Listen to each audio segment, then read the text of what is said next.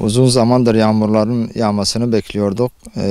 Geçen hafta yağmurun yağmasıyla birlikte tarla yumuşayınca tarlayı sürmeye geldik. Yani toprak şu anda yumuşak. Traktör falan zorlanmıyor. Allah'ın izniyle sürüm bittikten sonra gelecek hafta tohumumuzu ekeceğiz. Geçen sene arpa ekmiştik. Geçen sene verim bayağı iyiydi. Yani inşallah bu sene de verim iyi olur. Bu sene mercimek ekeceğiz. Geçen sene istenilen verimi elde ettik. Yani dekar başına 500 kilo falan aldık.